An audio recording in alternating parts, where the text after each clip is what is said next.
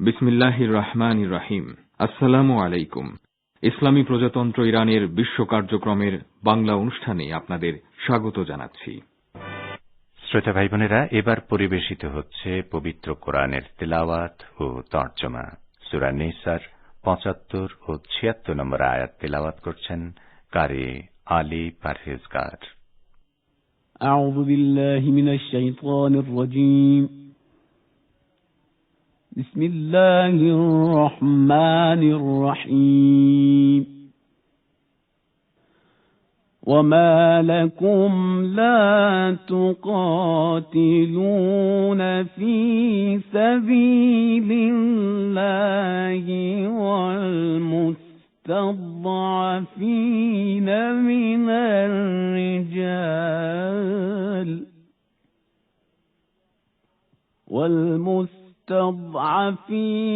من الرجال والنساء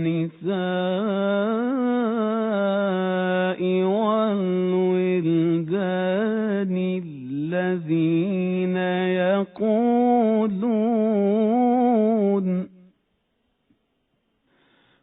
الذين يقولون ربنا أخرجنا من هذه القرية الظالم أهلها واجعل لنا من لدنك وليا واجعل لنا من لدنك نصيرا. الذين آمنوا يقاتلون في سبيل الله والذين كفروا يقاتلون في سبيل الطاغوت فقاتلوا أولياء الشيطان إن كيد الشيطان كان ضعيفا. صدق الله العلي العظيم. بسم الله الرحمن الرحيم. তোমাদের কি হয়েছে যে তোমরা আল্লাহর পথে এবং অসহায় নরনারী ও শিশুদের জন্য সংগ্রাম করবে না, যারা দুর্বলতার কারণে নির্যাতিত হচ্ছে? তারা ফরিয়াদ করছে, হে আমাদের রব, অত্যাচারীদের এই জনপদ থেকে আমাদের বের করে নিয়ে যাও এবং তোমার পক্ষ থেকে কাউকে আমাদের বন্ধু, অভিভাবক ও সাহায্যকারী তৈরি করে দাও। যারা ঈমানের পথ অবলম্বন করেছে তারা আল্লাহর পথে সংগ্রাম করে, এবং যারা অবিশ্বাসী তারা তাগুতের পথে সংগ্রাম করে। সুতরাং শয়তানের সহযোগীদের সাথে সংগ্রাম করো এবং নিশ্চিত জেনে রাখো, শয়তানের কৌশল আসলে নিতান্তই দুর্বল। সাদাকাল্লাহুল আলিয়্যুল আযীম। শ্রোতা বন্ধুরা, অর্থসহ পবিত্র কোরআনের তেলাওয়াত শুনলেন। আজ রোববার 9 জানুয়ারি, 25 পৌষ এবং ফার্সি 19 দেই। রেডিও তেহরানের নৈশ অধিবেশনের বাংলা অনুষ্ঠানে আপনাদের প্রত্যেককে স্বাগত জানাচ্ছি আমি আক্তার জাহান।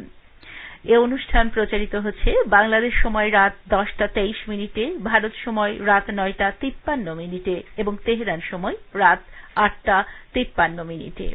আর প্রচারিত হচ্ছে বাংলাদেশ ও ভারতের শর্টওয়েভ 49 মিটার ব্যান্ডে 6150 কিলোহার্টজে।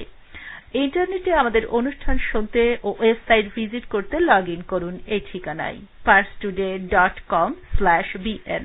ফেসবুক লাইভে আমাদের অনুষ্ঠান শুনতে পারেন এই ঠিকানায় www.facebook.com/radioteheranbn।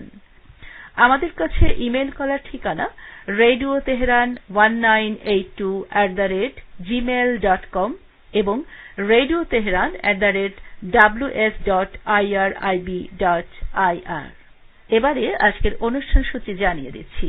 শুরুতেই থাকছে যথারীতি বিশ্ব সংবাদ, এতে থাকবে ঢাকা ও কলকাতা থেকে আমাদের প্রতিনিধিদের পাঠানো দুটি বার্তা। বাংলাদেশের প্রধান বিরোধী দল বিএনপির মহাসচিব মির্জা ফখরুল ইসলাম আলমগীর অভিযোগ করেছেন, বিরোধী দলকে ধ্বংস করার জন্য রাষ্ট্রযন্ত্রকে যথেচ্ছায় ব্যবহার করা হচ্ছে। ভারতের পশ্চিমবঙ্গের সাবেক বিজেপির সভাপতি দিলীপ ঘোষ এমপি বলেছেন, পশ্চিমবঙ্গের সীমান্তবর্তী এলাকা সবচেয়ে বেশি অসুরক্ষিত।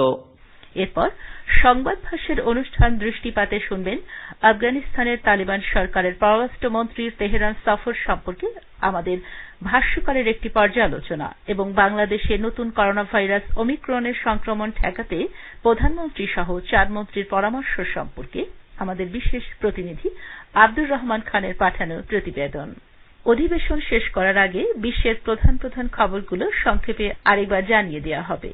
তো চলুন শোনা যাক এখনকার মতো সর্বশেষ বিশ্ব সংবাদ।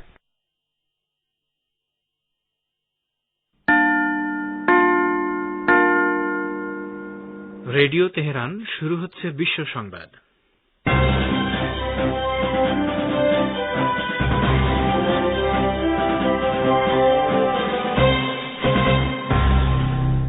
প্রথমেই সংবাদ শিরোনাম।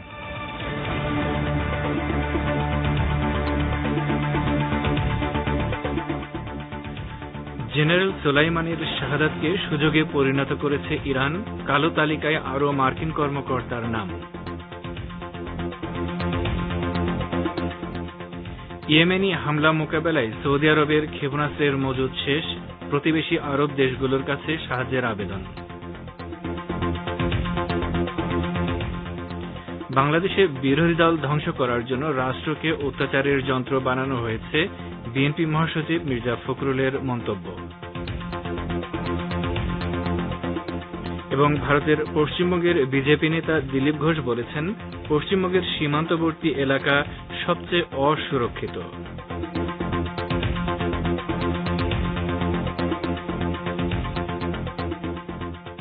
আসসালামু আলাইকুম। বিশ্ব সংবাদের গুরুত্বপূর্ণ অংশগুলো শুনলেন, এবারে বিস্তারিত। পরিবেশনায় রয়েছি রেজওয়ান হোসেন। ইসলামী প্রজাতন্ত্র ইরানের সর্বোচ্চ নেতা আয়াতুল্লাহিল উজমা খামেনি বলেছেন, শত্রুরা ভেবেছিল এদেশের সন্ত্রাস বিরোধী সর্বোচ্চ কমান্ডার লেফটেন্যান্ট জেনারেল কাসেম সোলাইমানিকে হত্যা করার মাধ্যমে তারা ইরানকে ক্ষতিগ্রস্ত করতে পারবে, কিন্তু ইরানি জনগণ তাদের ধর্মীয় উদ্দীপনা দিয়ে সোলাইমানির শাহাদাতকে সুযোগে পরিণত করেছে। সর্বোচ্চ নেতা সাবেক মার্কিন সমর্থিত স্বৈরশাসক রেজা শাহ পাহলভীর বিরুদ্ধে 1978 সালের গণজাগরণের বার্ষিকী উপলক্ষে আজ এক ভাষণে তিনি এই মন্তব্য করেন। সর্বোচ্চ নেতা বলেন, ইরানে ইসলামী বিপ্লবের 4 দশক পর এখনও আমেরিকা তেহরানের ব্যাপারে ভুল হিসাব নিকাশ করে যাচ্ছে, যার উৎকৃষ্ট উদাহরণ জেনারেল কাসেম সোলাইমানির হত্যাকাণ্ড। তারা ভেবেছিল জেনারেল সোলাইমানিকে শহীদ করে ইরানি জনগণের প্রতিরোধ আন্দোলন দমন করতে পারবে, কিন্তু আমরা দেখলাম ইরান ও ইরাকের লাখ লাখ জনতা রাস্তায় নেমে ওই হত্যাকাণ্ডের বিরুদ্ধে প্রতিবাদ জানিয়েছে। ঐশী মদত ছাড়া এত বিশাল প্রতিবাদ সমাবেশ অকল্পনীয়। আয়াতুল্লাহিল উজমা খামেনি বলেন, ইরানের ব্যাপারে আমেরিকা একের পর এক ভুল করে যাচ্ছে এবং তাদের এই ভুল অব্যাহত থাকবে বলে আশা করা যায়। 1978 সালের 9 জানুয়ারি ইসলামী বিপ্লবের মহান নেতা ইমাম খোমেনি রহমতুল্লাহ আলাইহির প্রতি তৎকালীন শাহ সরকারের অবমাননাকর আচরণের প্রতিবাদে কোমনগরীর হাজার হাজার মানুষ রাস্তায় নেমে এসেছিলেন। সেদিন সরকারি নিরাপত্তা বাহিনীর গুলিতে অসংখ্য প্রতিবাদকারী নিহত হন। ইরানের সন্ত্রাসবিরোধী শীর্ষ কমান্ডার লেফটেন্যান্ট জেনারেল কাসেম সোলাইমানির হত্যাকাণ্ডে জড়িত থাকার অভিযোগে কালো তালিকায় থাকা মার্কিন কর্মকর্তাদের নামের তালিকা হালনাগাদ করেছে ইরান। গতকাল এই তালিকায় আরও 51 জন শীর্ষস্থানীয় মার্কিন কর্মকর্তার নাম যুক্ত করা হয়েছে। ইরানের পররাষ্ট্র মন্ত্রণালয় এ ব্যাপারে এক বিবৃতি প্রকাশ করে বলেছে, জেনারেল সোলাইমানি ও তার সঙ্গীদের হত্যা করার মাধ্যমে আমেরিকা সন্ত্রাসবাদের বিস্তার ঘটানোর পাশাপাশি মৌলিক মানবাধিকার লঙ্ঘন করেছে। তৎকালীন মার্কিন প্রেসিডেন্ট ডোনাল্ড ট্রাম্পের সরাসরি নির্দেশে এই বর্বরচিত হত্যাকাণ্ড সংঘটিত হয়। বিবৃতিতে আরও বলা হয়, জেনারেল সোলাইমানিকে হত্যা করার জন্য ইরানের কালো তালিকায় এর আগে যাদের নাম অন্তর্ভুক্ত করা হয়েছিল তাদের কয়েকজন হচ্ছে সাবেক মার্কিন প্রেসিডেন্ট ডোনাল্ড ট্রাম্প, তার পররাষ্ট্রমন্ত্রী মাইক পম্পেও এবং ট্রাম্পের জাতীয় নিরাপত্তা উপদেষ্টা জন বোল্টন প্রমুখ। এই তালিকায় নতুন করে যাদের নাম অন্তর্ভুক্ত করা হয়েছে তাদের মধ্যে আমেরিকার সাবেক প্রশাসনের সামরিক ও বেসামরিক কর্মকর্তারা রয়েছেন, যারা নানাভাবে জেনারেল সোলাইমানি হত্যার সঙ্গে জড়িত ছিলেন।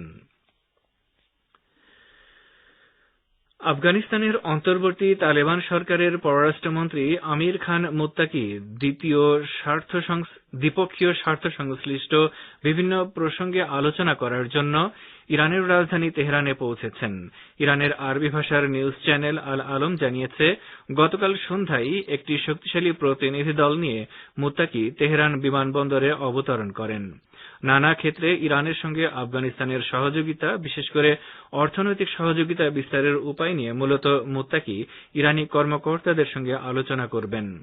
আফগান পররাষ্ট্রমন্ত্রী তেহরানের উদ্দেশ্যে কাবুল ত্যাগ করার আগে তালেবান সরকারের পররাষ্ট্র মন্ত্রণালয়ের মুখপাত্র আব্দুল কাহার বালখি এক টুইটার বার্তায় জানান, অর্থনৈতিক সহযোগিতা ছাড়াও ইরানে বসবাসরত আফগান অভিবাসীদের স্বার্থ রক্ষা করার বিষয় নিয়েও দুদেশের কূটনীতিকদের মধ্যে আলোচনা ও মতবিনিময় হবে। তালেবান পররাষ্ট্রমন্ত্রী এমন সময় তেহরান সফরে এলেন যখন ইরান এখনও তালেবান সরকারকে স্বীকৃতি দেয়নি। এছাড়া তেহরান সুস্পষ্ট ভাষায় জানিয়ে দিয়েছে, স্বীকৃতি পেতে হলে তালেবানকে সকল দল, গোত্র ও পক্ষের অংশগ্রহণে কাবুলে একটি ব্যাপক ভিত্তিক ও অংশগ্রহণমূলক সরকার গঠন করতে হবে। পারস্য উপসাগরীয় আরব দেশগুলোর কাছে মার্কিন নির্মিত প্যাট্রিয়ট ক্ষেপণাস্ত্র ব্যবস্থার জন্য ইন্টারসেপ্টর মিসাইল চেয়েছে সৌদি আরব। ইয়েমেনে হুথি আনসারুল্লাহ আন্দোলন সমর্থিত সামরিক বাহিনীর ক্ষেপণাস্ত্র ও ড্রোন হামলা মোকাবেলার জন্য সৌদি প্যাট্রিয়ট ক্ষেপণাস্ত্র ব্যবস্থার ইন্টারসেপ্টর মিসাইল ফুরিয়ে আসায় এই সাহায্যের আবেদন জানিয়েছে রিয়াদ।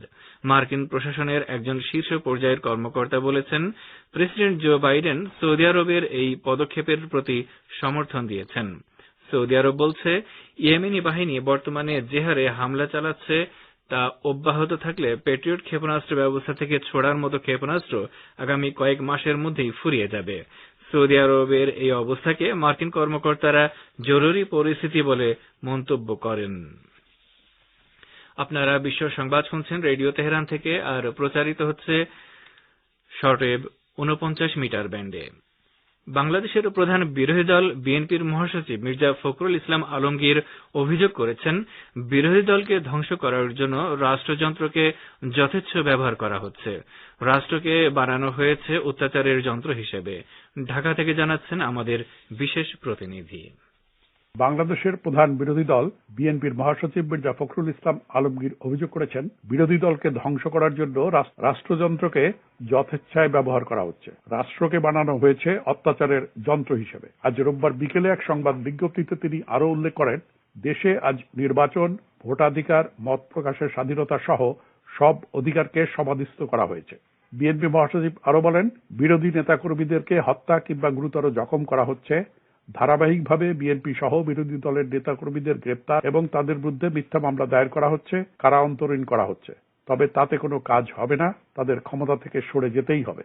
বিবৃতিতে বিএনপি মহাসচিব নরসিংদী জেলা বিএনপির সহসভাপতি ও সাবেক উপজেলা চেয়ারম্যান মঞ্জুর এলাহি সহ 25 জন বিএনপি নেতাকর্মীর বিরুদ্ধে ভুয়া, বানোয়াট ও সাজানো মামলার তীব্র প্রতিবাদ ও নিন্দা জানান। এর আগে গতকাল রাজধানীতে এক অনুষ্ঠানে বিএনপি মহাসচিব মির্জা ফখরুল ইসলাম আলমগীর নির্বাচন কমিশন গঠন নিয়ে রাষ্ট্রপতির সংলাপকে অর্থহীন উল্লেখ করে বলেছেন, কিসের সংলাপ? এই সংলাপ ইতিমধ্যেই অধিকাংশ রাজনৈতিক দল বর্জন করেছে। গতকাল সকালে জাতীয় প্রেস ক্লাবের সামনে নারী ও শিশু অধিকার ফোরামের উদ্যোগে বিএনপির চেয়ারপারসন বেগম খালেদা জিয়ার নিঃশর্ত মুক্তি ও তার বিদেশে উন্নত চিকিৎসার দাবিতে আয়োজিত এক সমাবেশ অনুষ্ঠানে তিনি এমন দাবি করেন। এ সময় মির্জা ফখরুল বলেন, এই সংলাপে কোনো কাজ হবে না, কারণ এই সংলাপ অর্থহীন।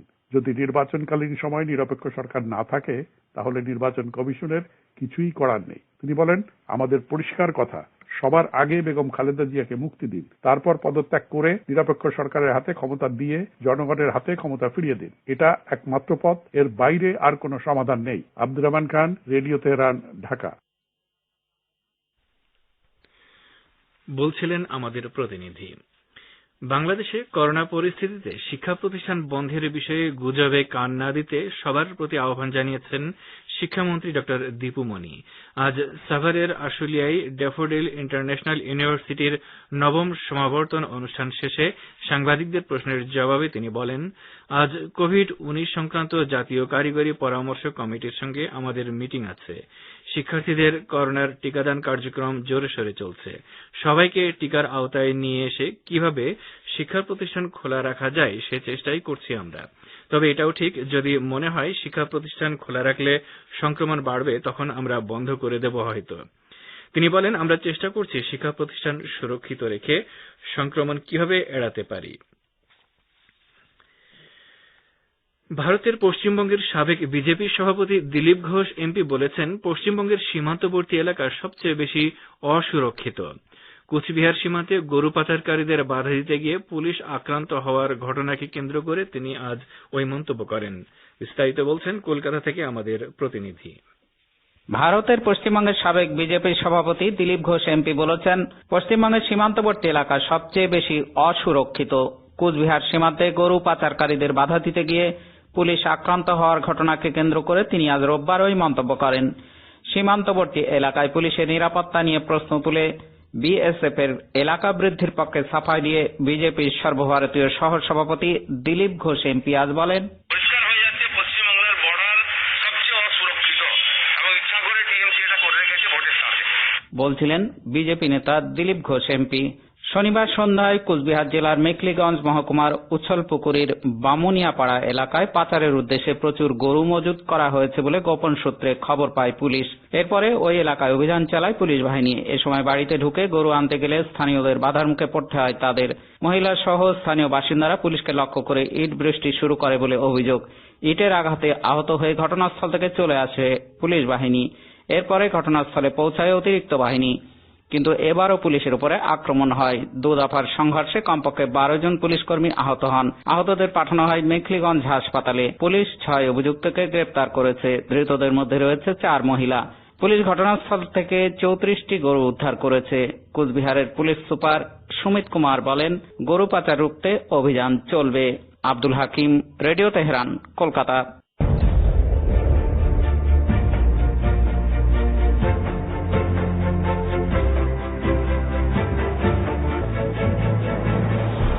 রেডিও তেহরান, খবরের সঙ্গে 24 ঘন্টা।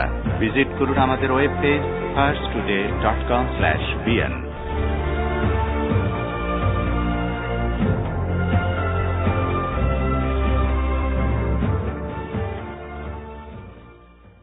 ফিরে আসি বিশ্ব সংবাদে। মার্কিন প্রেসিডেন্ট জো বাইডেন প্রশাসনের শীর্ষ পর্যায়ের কর্মকর্তারা বলছেন, ইউক্রেনে আমেরিকার কোনো ক্ষেপণাস্ত্র মোতায়েনের পরিকল্পনা নেই। এ কারণে তারা আশা করছেন রাশিয়ার সঙ্গে আসন্ন বৈঠকে অগ্রগতি অর্জিত হবে। ইউক্রেনে সেনা এবং ক্ষেপণাস্ত্র মোতায়েনের বিষয়টিকে রাশিয়া সবসময় তার জন্য নিরাপত্তার ক্ষেত্রে মৌলিক ইস্যু হিসেবে দেখে আসছে। আগামীকাল ইউরোপের নিরাপত্তা নিয়ে রাশিয়া ও আমেরিকা আলোচনায় বসতে যাচ্ছে।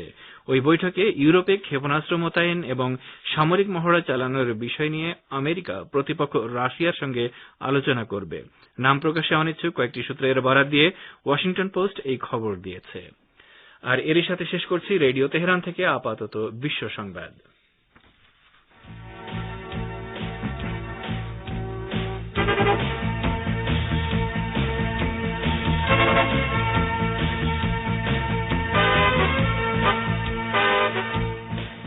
বিশ্ব সংবাদ শুনলেন রেডিও তেহরান থেকে। এবারে আমন্ত্রণ জানাচ্ছি সংবাদ ভাষার অনুষ্ঠান দৃষ্টিপাতে। আফগানিস্তানের অন্তর্বর্তী তালেবান সরকারের পররাষ্ট্রমন্ত্রী আমির খান মুত্তাকির নেতৃত্বে সে দেশের একটি প্রতিনিধি দল দ্বিপক্ষীয় স্বার্থ সংশ্লিষ্ট বিভিন্ন প্রসঙ্গে আলোচনা করার জন্য ইরানের রাজধানী তেহরানে পৌঁছেছেন। তালেবান প্রতিনিধির তেহরান সফরের গুরুত্ব সম্পর্কে এখন রয়েছে আমাদের ভাষ্যকারের একটি পর্যালোচনা। এটি পড়ে শোনাচ্ছি আমি রেজওয়ান হোসেন। আফগানিস্তানের অন্তর্বর্তী তালেবান সরকারের পররাষ্ট্রমন্ত্রী আমির খান মুত্তাকির নেতৃত্বে সে দেশের একটি প্রতিনিধি দল দ্বিপক্ষীয় স্বার্থ সংশ্লিষ্ট বিভিন্ন প্রসঙ্গে আলোচনা করার জন্য ইরানের রাজধানী তেহরানে পৌঁছেছেন। তালেবান সরকারের পররাষ্ট্র মন্ত্রণালয়ের মুখপাত্র আব্দুল কাহার বালখি পররাষ্ট্রমন্ত্রীর তেহরান সফরের কথা জানিয়ে বলেছেন, দুদেশের কর্মকর্তারা আর্থ রাজনৈতিক, ট্রানজিট ও আফগান শরণার্থী বিষয়ে মতবিনিময় করবেন। তালেবানের শীর্ষ কর্মকর্তারা এমন সময় তেহরান সফরে এলেন যখন তেহরান সুস্পষ্ট ভাষায় জানিয়ে দিয়েছে, স্বীকৃতি পেতে হলে তালেবানকে সকল দল, গোত্র ও পক্ষের অংশগ্রহণে কাবুলে একটি ব্যাপক ভিত্তিক ও অংশগ্রহণমূলক সরকার গঠন করতে হবে। ইরানের পররাষ্ট্র মন্ত্রণালয়ের মুখপাত্র সাইদ খাতিবজাদে সম্প্রতি বলেছেন, ইরান সহ প্রতিবেশী অন্য সব দেশের দাবি হচ্ছে আফগানিস্তানে অংশগ্রহণমূলক এমন একটি সরকার গঠন করতে হবে যাতে সব ধর্ম, জাতি, বর্ণ ও গোত্রের মানুষের দৃষ্টিভঙ্গি প্রতিফলিত হয়। পর্যবেক্ষকরা বলছেন, তালেবান পররাষ্ট্রমন্ত্রীর তেহরান সফর থেকে বোঝা যায় তারা প্রতিবেশী সব দেশের সাথে সম্পর্ক উন্নয়নের বিষয়টিকে অগ্রাধিকার দিচ্ছে এবং আফগানিস্তানে তালেবান সরকারের জন্য সব দেশের সমর্থন ও স্বীকৃতি আদায়ের চেষ্টা করছে। গত 15 আগস্ট তালেবান ক্ষমতায় আসার পর থেকেই ইরান আফগানিস্তানে অংশগ্রহণমূলক সরকার প্রতিষ্ঠার দাবি জানিয়ে আসছে। এছাড়া ইরান আফগান জনগণের নানাবিধ সমস্যা সমাধানের উপরও গুরুত্ব আরোপ করেছে। প্রকৃতপক্ষে তালেবান আবারও আফগানিস্তানের ক্ষমতা নেয়ার পর বিদেশে থাকা দেশটির সমস্ত অর্থ মার্কিন সরকার আটকে দিয়েছে। এ কারণে দেশটির জনগণ চরম অর্থনৈতিক সংকটে পড়েছে। এ অবস্থায় জাতিসংঘ সেদেশে লাখ লাখ মানুষের দুর্ভিক্ষ পরিস্থিতি সৃষ্টির ব্যাপারে হুঁশিয়ার করে দিয়েছে। এদিকে আফগান জনগণের দুর্দশা লাঘবের জন্য সম্প্রতি ইরান 14 দফা খাদ্য ও ওষুধ সামগ্রীর চালান পাঠিয়েছে। ইরান আফগান জনগণকে সহযোগিতা করলেও সেদেশের অভ্যন্তরীণ রাজনৈতিক বিষয়ে কখনো হস্তক্ষেপ করেনি, তবে সেদেশে একটি অংশগ্রহণমূলক সরকার প্রতিষ্ঠার জন্য প্রথম থেকেই জোর দাবি জানিয়ে আসছে। কেননা একমাত্র এ ধরনের সরকার প্রতিষ্ঠার মাধ্যমেই কেবল ওই দেশটির সংকটের অবসান ঘটতে পারে বলে তেহরান মনে করে।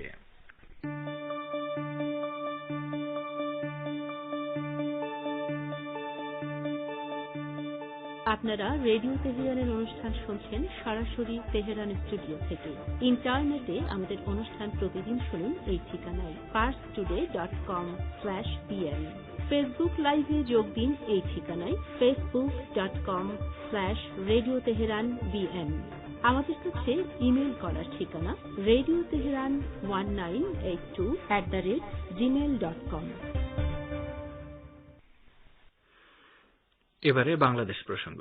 বাংলাদেশের প্রধানমন্ত্রী শেখ হাসিনা করোনা ভাইরাসের নতুন ধরন ওমিক্রনের ঝুঁকির কথা উল্লেখ করে সবাইকে স্বাস্থ্যবিধি মেনে চলার পাশাপাশি বড় জনসমাগম এড়িয়ে চলার পরামর্শ দিয়েছেন। একই বিষয়ে কথা বলেছেন 3 মন্ত্রী। এ সম্পর্কে প্রতিবেদন পাঠিয়েছেন ঢাকা থেকে আমাদের বিশেষ প্রতিনিধি। বাংলাদেশের প্রধানমন্ত্রী শেখ হাসিনা করোনা ভাইরাসের নতুন ধরন ওমিক্রনের ঝুঁকির কথা উল্লেখ করে সবাইকে স্বাস্থ্যবিধি মেনে চলার পাশাপাশি বড় ধরনের জনসমাগম এড়িয়ে চলার পরামর্শ দিয়েছেন। আজ রোববার দেশের 8 বিভাগীয় শহরে মেডিকেল কলেজ হাসপাতালে 100 শয্যার ক্যান্সার চিকিৎসা কেন্দ্রের ভিত্তি স্থাপন অনুষ্ঠানে ভিডিও কনফারেন্সের মাধ্যমে যুক্ত হয়ে তিনি এ বিষয়ে কথা বলেন। যেহেতু ওমিক্রন নতুন ভাবে একটা সারা বিশ্বে দেখা দিচ্ছে, এখানে আমাদের দেশের মানুষকে একটু স্বাস্থ্য সুরক্ষাটা মেনে চলতে হবে। সকলে মাস্কটা ব্যবহার করবেন, খুব বেশি বড় জনসমাগমে যাবেন না, বড় সমাবেশ যাতে না হয় সেটার দিকে লক্ষ্য রাখবেন এবং স্বাস্থ্য সুরক্ষা বিধিটা সবাই মেনে চলবেন। এদিকে পররাষ্ট্রমন্ত্রী ডক্টর একে আব্দুল মোমেন আজ জানিয়েছেন, ওমিক্রনের সংক্রমণ বাড়তে থাকলেও ফের লকডাউন দেবার কোনো পরিকল্পনা এখনো নেই। তবে এ বিষয়ে চূড়ান্ত সিদ্ধান্ত নেবে স্বাস্থ্য মন্ত্রণালয়। আজ রোববার রাজধানীর শেখ রাসেল গ্যাস্ট্রোলিভার হাসপাতালে ঢাকায় নিযুক্ত বিদেশি কূটনীতিক ও আন্তর্জাতিক সংস্থার প্রতিনিধিদের টিকার বুস্টার ডোজ প্রদান কর্মসূচির উদ্বোধন অনুষ্ঠানে পররাষ্ট্রমন্ত্রী এসব কথা বলেন। লকডাউন নিয়ে আমরা ভাবছি না, এইটা আমি একা বলতে পারবো না। আমাদের লাস্ট মিনিস্ট্রিয়াল যেটা হয়েছিল ইন্টার মিনিস্ট্রিয়াল, সেখানে কেউ লকডাউনের নিয়ে ভাবেন নাই। এই জন্যে যে নতুন ভ্যারিয়েন্ট আসছে তাতে ফ্যাটালিটি খুব কম এবং এটা একটু অসুবিধা হয়, বাট ফ্যাটালিটি কম। সেই কারণে আমরা অর্থনীতিকে অসুবিধা ফেলতে চাই না। সেই কারণে এখনো পর্যন্ত আমরা লকডাউন নিয়ে চিন্তা করছি। এ সময় তিনি ওমিক্রনে আতঙ্কিত না হয়ে সবাইকে টিকা গ্রহণ এবং স্বাস্থ্যবিধি মেনে চলার আহ্বান জানিয়েছেন। তিনি জানান, আমরা আমাদের দেশের নাগরিকদের ক্রস বর্ডার চলাচল নিরুৎসাহিত করছি, বিশেষ করে ভারতে, কারণ সেখানে করোনা সংক্রমণের হার খুবই বেশি। আর আমরা সবসময় আমাদের স্বাস্থ্য মন্ত্রণালয় ও স্বাস্থ্য বিভাগের পরামর্শ মতো ব্যবস্থা নিচ্ছি।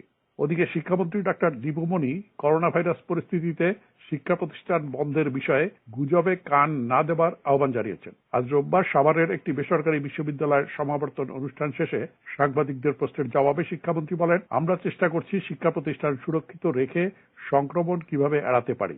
যারা বলছেন শিক্ষা প্রতিষ্ঠান বন্ধ হয়ে যাবে বা হয়ে যাচ্ছে তারা গুজব ছড়াচ্ছে। সবসময় এমন গুজব ছড়ানো হয়, আপনারা গুজবে কান দেবেন না। তবে এটাও ঠিক, যদি মনে হয় শিক্ষা প্রতিষ্ঠান খোলা রাখলে সংক্রমণ বাড়বে তখন আমরা বন্ধ করে দেব হয়তো। শিক্ষার্থীদের করোনার টিকাদান কার্যক্রম জোরে সোরে চলছে। সবাইকে টিকার আওতায় নিয়ে এসে কিভাবে শিক্ষা প্রতিষ্ঠান খোলা রাখা যায় সে চেষ্টাই করছি আমরা। Abdur Rahman Khan, radio Tehran, Dhaka. প্রতিবেদনটি শুনলেন শ্রোতা বন্ধুরা। এবারে বিদায় নেবার আগে বিশ্ব সংবাদের গুরুত্বপূর্ণ অংশগুলো আরো একবার জানিয়ে দিচ্ছি। জেনারেল সোলাইমানির শাহাদাতকে সুযোগে পরিণত করেছে ইরান, কালো তালিকায় আরো মার্কিন কর্মকর্তার নাম। ইয়েমেনি হামলা মোকাবেলায় সৌদি আরবের ক্ষেপণাস্ত্রের মজুদ শেষ, প্রতিবেশী আরব দেশগুলোর কাছে সাহায্যের আবেদন। বাংলাদেশে বিরোধী দল ধ্বংস করার জন্য রাষ্ট্রকে অত্যাচারের যন্ত্র বানানো হয়েছে, বিএনপি মহাসচিব মির্জা ফখরুলের মন্তব্য। শ্রোতা বন্ধুরা, আমাদের নির্ধারিত সময় শেষ হয়ে আসায় রেডিও তেহরান থেকে আমি রেজওয়ান হোসেন আজকের মতো এখানেই বিদায় চাইছি। খোদা হাফেজ।